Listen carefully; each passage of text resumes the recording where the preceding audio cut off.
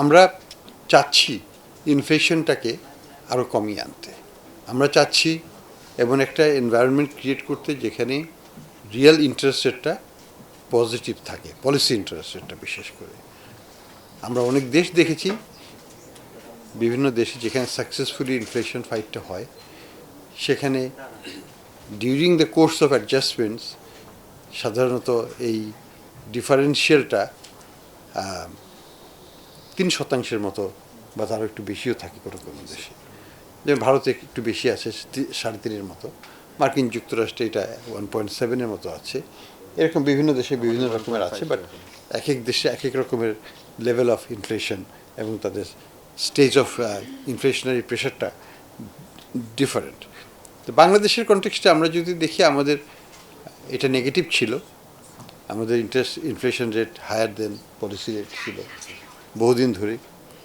তো for the first time জানুয়ারির পর থেকে এটা পজিটিভ হয়েছে। কিন্তু আমরা যেটা চাচ্ছি যে ইনফ্লেশনটা আরও কমতে হবে, তা না কমা পর্যন্ত আমাদের এই পলিসি স্ট্যান্সটা একটু টাইটার পজিশনে থাকবে।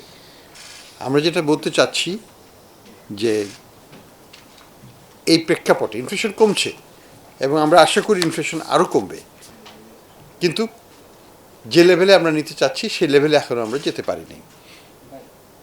আমরা চাচ্ছি ইনফ্লেশনটাকে ক্রমান্বয়ে একটা রেঞ্জে নিয়ে আসতে।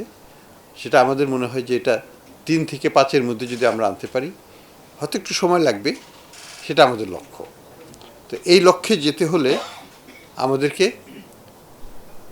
এই ইনফ্লেশনারি পারফরমেন্সটাকে মনিটর করতে হবে এবং যে ধরনের প্রেশারগুলো আসবে মূল্যস্ফীতির উপর, সেই প্রেশারগুলোকেও আমাদেরকে অবজার্ভ করতে হবে। শুধু না, কীভাবে সেটাকে ট্যাকেল করা যায় সেটাও চিন্তা করতে হবে। এখানে ডিমান্ড সাইড প্রেশার আছে, সাপ্লাই সাইড প্রেশারও আছে। ডিমান্ড সাইড প্রেশারটা আমরা অনেকখানি কন্টেন করে রেখেছি থ্রু টাইট মনিটারি পলিসি এবং ফিসক্যাল পলিসিও টাইট। আপনারা দেখেছেন যে বাজেটের আকার ছোট ছিল। এবছরের নতুন যে বাজেট, গত বছরের বাজেটের আকার ছোট করা হয়েছিল বাই ডিজাইন। এক্সপেন্ডিচারকে মানে অনেক জায়গাতেই খরচকে মিতব্যয়ী করে জিনিসটাকে কমিয়ে আনা হয়েছে, ফিসক্যাল ডেফিসিটকে। আগামী বছরের বাজেটটা আরেকটু সংকুচিত করা হয়েছে, আরেকটু টাইটার স্ট্যান্সে রাখা হয়েছে। ঠিক একইভাবে আমাদের মনিটারি পলিসিটাও আমরা চাহিদার দিক থেকে এক সংকুচিত একটা স্ট্যান্সে আছে, সংকোচনমূলক একটা স্ট্যান্সে। এখন যেটা হচ্ছে যে এটা যত ইনফ্লেশন কমছে, মনিটারি পলিসির স্ট্যান্সটা মানে এইটা inflation differential between inflation rate এবং পলিসি রেটের মধ্যে যে ডিফারেন্সিয়ালটা সেটা বাড়ছে। এটা এখন 1.5% আছে পজিটিভ। এটা 3%-এর দিকে গেলে আমরা মনে করব যে এটা ভালোর দিকে যাবে। এটা আমরা তখন পলিসি অ্যাডজাস্টমেন্টটা পুরোপুরিভাবে শুরু করব। ইন দ্য মিন টাইম আমরা অলরেডি কিন্তু স্ট্যান্ডিং লেন্ডিং ফ্যাসিলিটি রেটটা আমরা কমিয়ে দিয়েছি।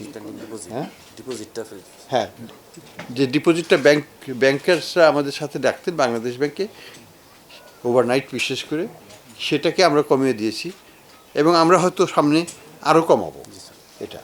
এটা একটা ক্রিয়েট করছি আমরা একটা প্রেশার যে ব্যাংকগুলো যেন টাকা বাংলাদেশ ব্যাংকের ওভারনাইট ফ্যাসিলিটিতে না রেখে তারা এটাকে ইন্টার ব্যাংকে দিক, অথবা তারা এটা অনলেন্ড করে দিক কাস্টমারদের কাছে। সেটা আমরা চাচ্ছি। এটা একটা দিক। আরেকটা জিনিস যেটা আমরা লক্ষ্য করছি ইতিমধ্যেই, যে আমাদের ট্রেজারি বিল রেটগুলো অ্যাক্রস দ্য বোর্ড বিভিন্ন ইসের আছে, ম্যাচুরিটির আছে। বিশেষ করে 10 year ম্যাচুরিটি এবং এই রেঞ্জের গেলে আমাদের দেখতে পাই যে ব্যাপকভাবে দরপতন হয়েছে। অর্থাৎ ইল্ড যেটা আগে 12-এর উপরে ছিল, সেটা এখন 10-এর নিচে চলে আসছে। তো এই জায়গাটাতে আমরা মনে করি যে আমাদের বেশ কিছু প্রোগ্রেস দেখানোর মতো ভিজিবল ইমপ্রুভমেন্ট আমরা দেখতে পাচ্ছি। আমাদের এখানে মনে হয় চার্টটা দেওয়া আছে, তাই না মন্ট্রি পলিসি? হ্যাঁ, তো এই চার্টটা যদি আমরা দেখি, আমরা দেখতে পাই যে 10 বছর এবং তার পরবর্তী যে স্টেজ, সেখানে ব্যাপকভাবে পরিবর্তন হয়েছে। প্রায় 2%-এর উপর ইন্টারেস্ট রেট কমে গেছে। তো এটাতে সরকারের কিন্তু ব্যাপক মানে আগামীতে যখন ট্রেজারি বিল ইস্যু করতে থাকবে ব্যাপকভাবে তারা অর্থের হবে বাঁচবে তাদের, এবং এটা আমাদের ফিসক্যাল পলিসিকে সাহায্য করবে।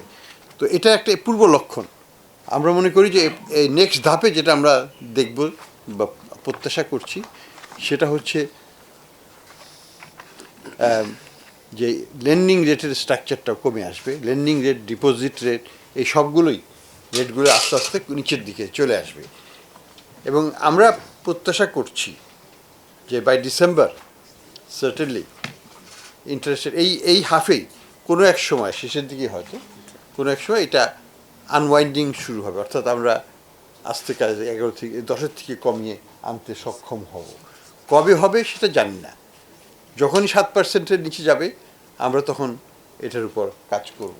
এটাই হচ্ছে আমাদের আমাদের মানে পলিসি স্ট্যান্স এই মুহূর্তে। এখানে আমাদের যে প্রত্যাশা সেটা হচ্ছে সামনের দিকের প্রত্যাশাটা, যে যদি আমরা ডিমান্ড সাইড এবং সাপ্লাই সাইডকে ম্যানেজ করতে পারি, আমরা বাজারে এখন পর্যন্ত যেটা দেখছি যে চালের দামটা ছাড়া বা মোটামুটি অন্যান্য দামগুলো একটা স্থিতিশীল অবস্থায় আছে, এবং এটাকে যদি আমরা সেভাবে রাখতে পারি তাহলে আমাদের মূল্যস্ফীতি কমে আসতে বাধ্য। এবং আমরা মনে করি যেটা পৃথিবীর সব দেশে যদি পারে বাংলাদেশও পারবে, 3 থেকে 5-এর মধ্যে আমরা অবশ্যই আনতে পারবো, এবং সেই লক্ষ্যে আমরা কাজ করব। সাপ্লাই সাইডে আমাদের বড় রকমের কোনো প্রতিবন্ধকতা আমরা দেখছি না আপাতত। বড় রকমের কোনো বন্যা যদি না হয়, বড় রকমের কোনো ঘাটতি যদি না হয়, বা ওয়ার্ল্ড মার্কেটে কোনো ইকোনমিক শক না আসে, আমরা প্রত্যাশা করি যে স্টেবিলিটিটা যেটা আমরা আসছি, প্রাইস লেভেলের স্টেবিলিটিটা ধরে রাখতে পারবো। প্রাইস লেভেলটা যদি মোটামুটি ধরে রাখা যায় তার ইনফ্লেশনটা আস্তে আস্তে কমতে বাধ্য। তো সেটাই আমাদের স্ট্র্যাটেজি। এবং আমরা মনে করি যদি আমাদের ইনফ্লেশনটা যদি 3 থেকে 5-এ আনতে পারি, আমাদের পুরো ইন্টারেস্ট রেট স্ট্রাকচারটা সিঙ্গেল ডিজিটে চলে আসবে। অর্থাৎ তখন আর ডাবল ডিজিট লেন্ডিংও থাকবে না, সব কিছুই রিয়েল টার্মসে পজিটিভও রাখতে পারবো, আবার আমরা এটাকে সিঙ্গেল ডিজিটেও রাখতে পারবো। তো সেই লক্ষ্যে আমরা কাজ করছি।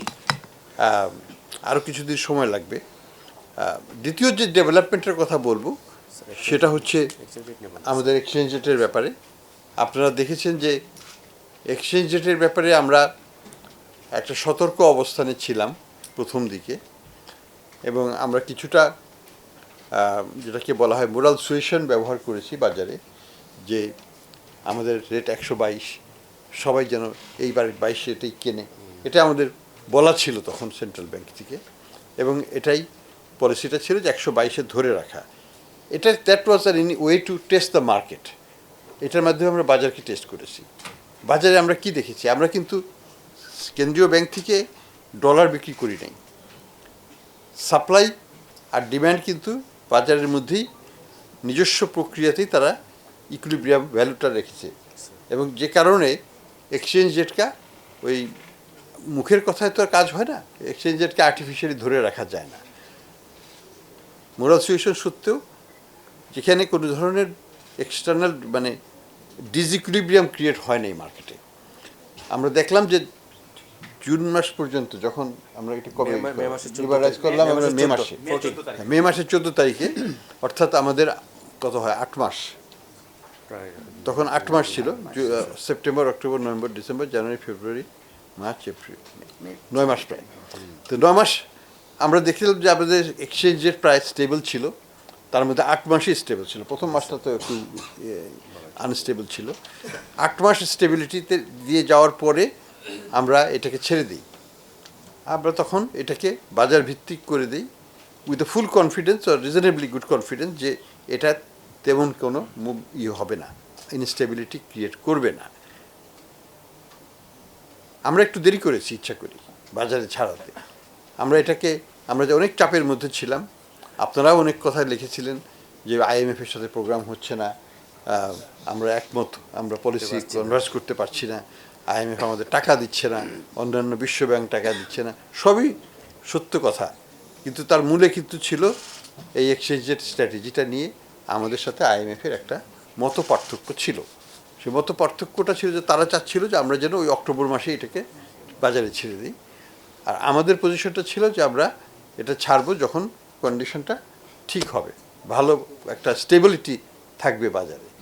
এবং আমরা সেই পর্যন্তই অপেক্ষা করেছি, যখন 8 মাস পরে আমরা দেখলাম যে 8 মাস ধরেই এক্সচেঞ্জ রেট স্টেবল আছে, আমাদের রিজার্ভ একটুকু কমে নাই, আমরা একটা স্বস্তিজনক অবস্থায় আছি। তখন আমরা সিদ্ধান্ত নিলাম যে আমরা এটা বাজারের উপর ছেড়ে দেব, এবং একই সাথে ঘোষণাটাও আনবো যে IMF, ওয়ার্ল্ড ব্যাংক এবং সবাই আমাদের সাথে আছে এবং আমাদের এই পলিসিকে সাপোর্ট করছে। আমরা একটা এক্সটার্নাল সাপোর্টও নিলাম, আমরা অ্যাবাউট $3.5 বিলিয়ন মতো নতুন রিসোর্স আমরা অ্যাড করলাম এখানে, এবং একই সাথে আমরা এই ঘোষণা দিলাম যে এখন থেকে বাজার ভিত্তিক এক্সচেঞ্জ রেট চালু হলো। এবং এটার প্রতিক্রিয়াটা আমরা দেখেছি যে প্রতিক্রিয়াটা ভালো হয়েছে। এটাকে এখানে যে ভয়টা ছিল সবার মধ্যে যে এটা 135, 150, 170 হয়ে যেতে পারে, কিছুই হয়নি। আনলাইক পাকিস্তান বা শ্রীলঙ্কা, যেখানে এক্সচেঞ্জ রেট 170 থেকে 370-এ চলে গেছিলো, বা শ্রীলঙ্কাতেও ডাবল হয়ে গেছিলো, আমাদের এখানে 1 টাকাও বাড়ে নাই। তো that is the remarkable difference. তো আমরা আশা করি যে এক্সচেঞ্জ রেটটা স্টেবল থাকবে। আমি আবার আপনাদেরকে বলছি, আমরা কিন্তু ফিক্সড এক্সচেঞ্জ রেট করছি না, আমরা কিন্তু বলছি না যে এটা 122 থাকতে হবে, 123 থাকতে হবে, 124-এ থাকতে হবে, 118-তে থাকতে হবে। বাজারে যেভাবে দেয় সেভাবেই হবে। এবং যদি আমাদের সময় থাকে বাজার থেকে আমরা সময় সময় আমরা এখান থেকে কিনবো, আমরা আমাদের রিজার্ভ বিল্ড আপ করবো। ইন এডিশন টু IMF বা ওয়ার্ল্ড ব্যাংক থেকে যে অর্থ আমরা পাই তার বাইরেও আমরা এখান থেকে কিনবো। ইতিমধ্যে আমরা $500 বিলিয়ন, 500 মিলিয়নের মতো কিনেছি, আরও কিনবো সামনে সময় মতো। তো আমরা মনে করছি যে আমাদের এই দুটো জায়গাতেই এই প্রাইসের স্টেবিলিটির দিকেও আমরা স্যাটিসফ্যাক্টরি প্রোগ্রেস করেছি, যদিও আমাদের ফুল অবজেক্টিভ এখনও রিয়েলাইজড হয়নি। এক্সচেঞ্জ রেটের ক্ষেত্রে আমরা আমাদের অবজেক্টিভ পুরোপুরিভাবেই অ্যাচিভড হয়েছে। আপনারা যদি দেখেন ব্যালেন্স অফ পেমেন্টে আমরা কারেন্ট অ্যাকাউন্টে সারপ্লাস আছি, যেটা গত বছর বিশাল নেগেটিভ ছিল। আমাদের ওভারঅল ব্যালেন্সে সারপ্লাস আছে। কারেন্ট অ্যাকাউন্টে যদি ধরি গত বছর ছিল -6.6 বিলিয়ন, সেটা এবছর 981 মিলিয়ন সারপ্লাস, অর্থাৎ 1 বিলিয়নের মতো সারপ্লাস হয়েছে। হ্যাঁ, যাই হোক, আর ফাইন্যান্সিয়াল অ্যাকাউন্টে যদি আমরা দেখি, এখানেও আমরা একটা সারপ্লাস পজিশন আমরা এনজয় করছি। এবং আমরা যদি দেখি ওভারঅল ব্যালেন্সে দেখি, গত বছর ছিল 4.3 নেগেটিভ, এবছর হচ্ছে 3.3 পজিটিভ। 3.29 is 3.3. 7.59. তো এটা আমাদের একটা বড় অর্জন, এবং এটার কারণেই কিন্তু এই এক্সচেঞ্জের স্টেবিলিটিটা হয়েছে। আমাদের অ্যাডজাস্টমেন্ট, এক্সটার্নাল সেক্টরের যে অ্যাডজাস্টমেন্টটা, সেটা আমি মনে করি যে আমাদের হয়ে গেছে। আমাদের নতুন করে কোনো অ্যাডজাস্টমেন্টের প্রয়োজন নেই, আমাদের সারপ্লাস বাড়াতে হবে না। আমাদের যা সারপ্লাস আছে দ্যাটস এনাফ। এই সারপ্লাসগুলো যদি আমরা ধরে রাখতে পারি, রিজার্ভ একলাই বাড়বে।